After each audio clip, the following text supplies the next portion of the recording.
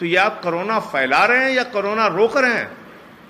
Corona की रोकथाम के लिए कदम उठा रहे हैं या कोरोना को बढ़ाने के लिए कदम उठा रहे हैं?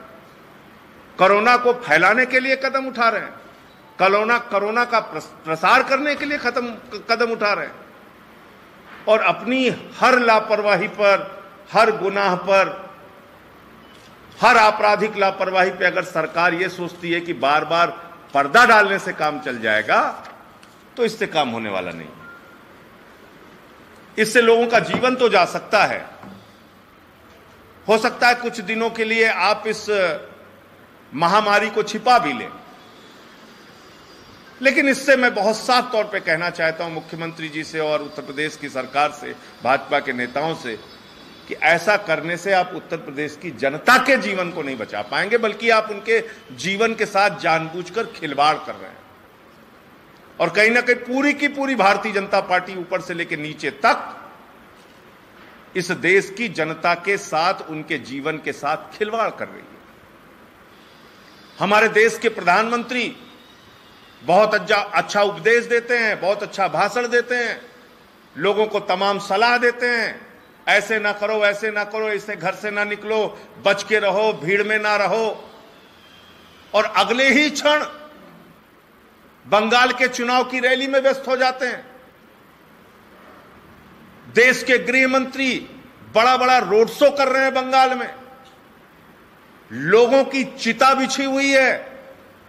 प्रधानमंत्री और गृह मंत्री को चुनाव की चिंता सता रही है। एक तरफ चिता है, दूसरी तरफ चुनाव है, लेकिन चुनाव की चिंता है, लोगों की चिता की चिंता नहीं है, लोगों की जान की चिंता नहीं। पीएम केयर्स फंड बना था, आपको याद होगा, पता नहीं याद है कि भूल गए आप लोग। हजारों करोड़ रुपए उसमें इकट्ठा हुआ, बड़े बड़े पूंजीपतियों ने हजारों करोड़ रुपए उसमें दिया। उस वक्त इतने भी ऐसे भी आरोप लगे कि चीन की कंपनियों से पीएम केयर्स फंड में चंदा लिया गया, और उस पीएम केयर्स फंड के एडमिनिस्ट्रेशन को देखने का काम पीएमओ का ज्वाइंट सेक्रेटरी करता है, जो कि एक चैरिटेबल ट्रस्ट है। और मैं अपनी तरफ से कुछ नहीं कह रहा हूं, उनकी वेबसाइट पे आप चले जाइएगा, पीएम केयर्स की वेबसाइट पे।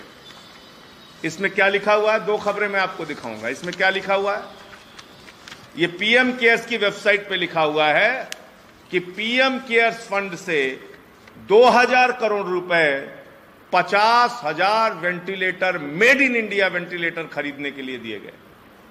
पूरे देश में 50,000 वेंटिलेटर खरीदने के लिए सरकारी अस्पतालों में, केंद्र के अस्पताल, राज्य के अस्पताल और केंद्र शासित राज्यों के सरकारी अस्पतालों को 50,000 वेंटिलेटर पूरे देश में दिए गए पीएम केयर से, और उसके लिए 2000 करोड़ रुपए दिया गया,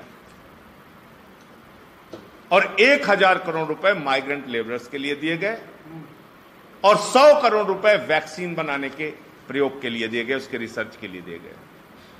ये पीएम केयर्स की वेबसाइट पे पड़ा है, मैं अपनी ओर से कुछ नहीं कह रहा हूं।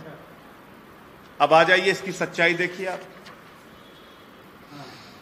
राजस्थान में ये पीएम केयर्स के फंड से भेजे गए वेंटिलेटर की हकीकत है, ये शमशान में दलाली का सच है, ये लोगों की जिंदगी के साथ खिलवाड़ करने के घोटाले का सच है, उसके घपले का सच है।